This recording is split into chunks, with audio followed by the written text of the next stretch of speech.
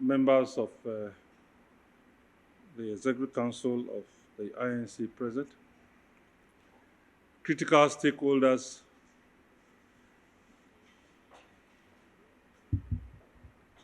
gentlemen of the press, I welcome you to this press conference titled Obasanjo's Flight of Fantasy, a Joke Taken Too Far. After a careful watch and critical analysis of the trending short video, broadcast by GTV Africa on the 13th of December 2001, the Jaw National Congress resolved to frown at the blatant emotional outburst, crude and rude disruption and attack by the former President Olusegun Obasanjo on the National Secretary of the INC, Engineer Ebipada Wodu, while addressing the job position at the forum organized by the Global Peace Foundation in collaboration with Vision Africa at the Constop Hilton Hotel, Abuja. The event was themed Inclusive Security Dialogue on Bundling Barriers, a strategic meeting for key influencers. And the said broadcast, the former President Olusegun Obasanjo OBJ, seen tackling in an ungentlemanly and unstatesmanly manner the National Secretary of the INC, Engineer Wodu, over his views on issues bordering on the age-long neglect, sufferings, and general underdevelopment of the Jaw territory and people in and by the Nigerian state. The trending video quoted the National Secretary as inferring thus: I have listened attentively to what everybody has said. We're actually on the right track, but it is not enough. Just like one of us said here, we must make an impact. We must be able to convince the government to take some of the decisions we are making today. As for us, Ijaws, we have been treated as second-class citizens. I don't have any reservations about that. Ijaws today produce the bulk of resources from oil and gas in this country. That is the mainstay. However, the INC National Scribe had not finished expressing this position when the self-acclaimed all-knowing OBJ, without recourse to decorum and meeting procedures, interjected him, saying, "There we go again. There we go again." And then he went into a momentary fit of outburst, banging the table intermittently while making historically proven erroneous assertions that had been ingrained in his inner recesses of hate and had become the article of faith over issues concerning the Ijaws and the Niger Delta people. During Obasanjo's flight of fantasy, the National Secretary Wodu, as a proud, civilized, and well-cultured son of the Ijaw nation, maintained his calm sanity and allowed Obasanjo to finish massaging his personal ego. It was a joke taken too far by the former president.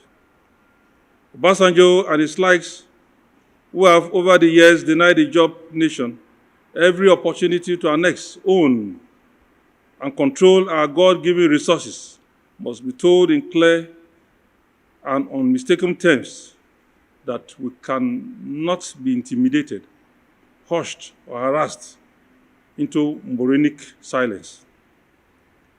The former president's brazen attempt to bully the National Secretary of the INC with his unguided vociferation while Wodu was succinctly advancing the views and stance of the entire Ijaw people on their unfair treatment perpetually visited on us by successive Nigerian hegemonic and repressive governments, clearly exposed another shatter of the underbelly of Obasanjo and his likes, which is replete in the bare and rebounding negatives that have continually promoted Ijaw balkanization, servitude, and subjugation unashamedly. Obasanjo's claim that as long as Nigeria is together, whatsoever is under the ground is given to all Nigerians by God, and that we are to manage it together, smacks of the wicked script of the Nigerian state against the Ijaws and their resources, which he also perpetuated during his 8 years of his 14 misadventure in power. OBJ's land use decree remains the most obnoxious and catastrophic piece of legislation designed and religiously implemented to undermine the Ijaws and other minority ethnic nationalities in this country and deny them their inalienable right to benefit from their God-given blessings. We consider his claim on resource ownership pernicious, provocative, oppressive, and wicked, just as it negates the decades-long deprivation principle, which was pegged at 100% in 1946 and remained so until Nigeria independence, when it was whimsically reduced to 50% and callously and drastically reduced to a paltry 1.3% and later a meager 13%, when oil and gas replaced cocoa, groundnut, and palm oil as the dominant economic mainstay of the country. The inequality around the oppressive derivation principle, we all know, only changed when oil and gas became the major foreign exchange earner for the Nigerian state. OBJ should also be bold enough to extend this pretentious outburst on the ownership and mindless mining of gold in Zamfara and other parts of the north, and butane in Ondo and other minerals extracted as private commercial ventures in states and communities outside the Niger Delta. Need we remind Obasanjo that while he glossed with his rapt and anemic resources for all fantasy, the debilitating environmental, human, social, and economic impasse resulting from oil and gas exploration and exploitation by the Nigerian state and their multinational collaborators are borne and suffered solely by the Ijaw and the Niger Delta people, are not shared in any way by others, including Obasanjo's community, Ota, in Ogun State. Obasanjo has not visited any oil and gas-related polluted sites across Ijaw land and the Niger Delta region to appreciate firsthand the enormity of environmental degradation and calamity suffered by the people, with attendant epidemics, health challenges, and local access to social amenities. We are not in any way surprised at the hatred of the former president for the Ijaw and the Niger Delta people, as he demonstrated a huge dose of this towards the Ijaw people when he, in a supposed democracy in 1999, ordered armed soldiers to invade an Ijaw community, Odi, in Bayelsa State.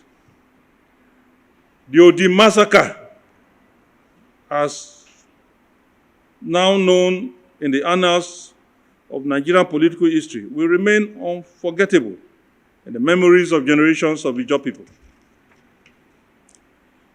We are, however, consoled that the cause of the land in 2013 vindicated and gave judgment in favor of the Odi people, and ordered the federal government of Nigeria to pay the community the sum of 37.6 billion as compensation for the damages and psychological trauma caused by the executive recklessness and power drunkenness of Obasanjo, who wrought an act of inhumanity on a defenseless community. Like a leopard, he has not changed his skin of horrible thoughts about the jaws of the Niger Delta people, even out of office. Recent developments in the country, particularly the Petroleum Industry Act, the non-constitution of the Niger Delta Development Commission Board, non-inclusion of visual terrain in the proposed NNPC roads rehabilitation project, the exclusion of visual for top NNPC managerial positions, and the balkanization of visuals into political irrelevance, etc., are lucid pointers to the deliberate exploit to hold the Jaw and the Niger Delta people hostage and be subjected to poverty and a state of arrested development, which Obasanjo and his likes relish. The Jaw Nation, under the auspices of his umbrella socio-cultural organization, the Jaw National Congress, held a summit in Yanagwa on the 4th of December 2021 to evaluate, to review, and introspect into the past, present, and future existential challenges and strategies of survival of the Jaw people, and resolve not to lament anymore, but to seek and pursue self-determination through the mechanisms of peaceful engagement, diplomatic, and other non-violent means. We are convinced that the former president will have held a totally different view and also jealously guarded oil and gas resources if his utter home town were an oil-producing community. He can only be entitled to his jaundiced opinion, which he cannot impose on the Jaw and the Niger Delta people. He cannot rewrite history. The natural resources in the Jaw land and the Niger Delta are owned by us, and not Obasanjo's Altar and other communities in the Nigerian state. His attack on the INC National Scribe is an attack on the Jaw Nation. It is an attack on the Niger Delta people. I will condemn it in its entirety. His outburst should serve as an eye-opener to other oppressed minority entities in the conservative called Nigeria on the grand resource conspiracy against us and our environment. OBJ perhaps unconsciously but loudly emptied the mindset of the Nigerian oligarchy, who cares more about how to ravage our resources to develop themselves and feel far less concerned about the pains and agony we face bearing the supposedly Commonwealth. The attitude of the state during the recent Nembe spill that lasted for over a month with no credible cleanup, remediation, and compensation program in place for the victims speaks volume of the disposition of the Nigerian state when it comes to dealing with the Jaws and other minorities in the country. We, as the Jaws, are rich and very rich in human and natural endowment, but poor and very poor because opportune leaders like Obasanjo have made us beggars to what rightly belongs to us. Thankfully, we have, through our recent summit, resolved to consign this poverty narrative into oblivion.